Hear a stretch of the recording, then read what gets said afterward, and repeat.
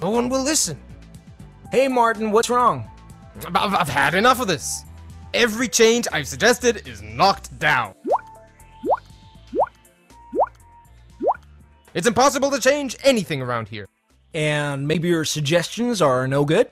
That's nonsense. You know why it happens. Everybody knows. It's because people resist change. Resist, resist, resist, resist.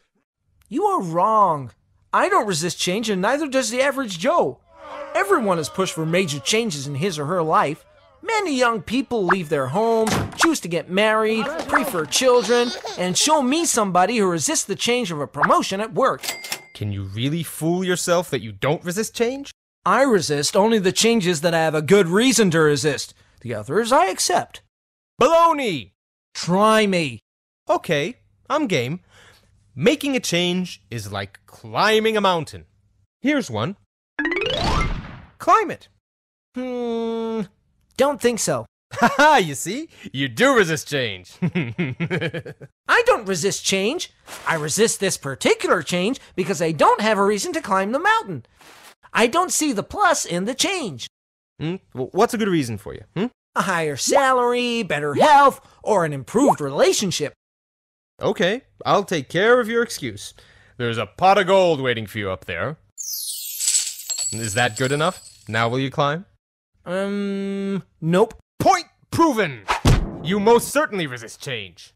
Of course I resist this change, and with good reason. See for yourself. Too much effort, too much time, too high a risk. It's perfectly logical. The minus of the change outweighs the plus of the change. Another excuse. Fine, I'll reduce the required efforts and the risk. Now are you willing to climb? I don't think so. Aha! I knew it! Excuse after excuse. You remove one, another one pops up. The end result is still the same. The change is definitely good for you, and yet you still resist. But it's not good for me. I don't want the change because I'm comfortable in my current situation. Another excuse. Not at all. You look at it too narrowly. No wonder people reject your suggestions. What? I looked at both the plus and the minus sides of making the change. Yes, but you've ignored the pluses of not changing. I like my profession. I like the city I'm in. I like my style of living. I like my mermaid. But she cannot climb the mountain with me. You've just proved my point. Maybe you justified it logically, but at the end of the day, people will always resist change. They can simply declare that they have a mermaid, and there goes any chance of causing a change out the window.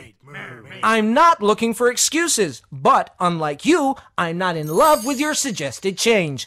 I'm more objective. Oh, so you're Mr. Objectivity, huh? The guy who only looks at the plus side of staying the same? Aren't there minuses as well? I guess there are. Think of situations that if things stay as they are, alligators will bite your ass off. Your firm may go bankrupt, or your spouse may ask for a divorce. Of all the nerve! Or your health will decline drastically. Aren't you fighting alligators? Constantly! Sometimes I feel that the people I try to convince are so busy fighting off the alligators that they should be climbing the mountain even if there is no pot of gold waiting at the top. Still, everybody resists change, including you. Not at all. Show me how the pot is large enough for me, and the teeth of my alligator are sharp enough, and my effort and my risk to change is not as big, and that I don't have to give up on a beautiful mermaid, then I assure you I will climb the mountain. That's what I do, and it doesn't work. Really? Have you ever tried to present all four sides of your suggestion? Let me ask you a more pertinent question. Did you figure out in advance what the pot is for the person you're trying to convince? Not your pot, but his or her pot. What is his or her crutch? What are the alligators and the mermaids for the other party? I guess not. There you go. Also, when you concentrate on one aspect, and the other person concentrates on another, you are bound to miscommunicate. Looking at all 4 factors and doing it from the other party's perspective sounds like a lot of preparation. Are you sure it'll pay off? Not if you believe that people are programmed to resist change, or any change. I guess I'll never know unless I give it a try. I'll let you know how it went. But Paul, I see how it might work for convincing an individual, but it won't work when trying to introduce a full-scale organizational change, with the collaboration of so many people is needed. Yes, it will, as long as you recognize that for different individuals, each of the 4 elements might be vastly different. A lot more work, but who said that changing an organization is easy? Ellie Goldratt, the person who wrote The Goal, shares his experience on how to change a whole organization in his new book, Isn't It Obvious?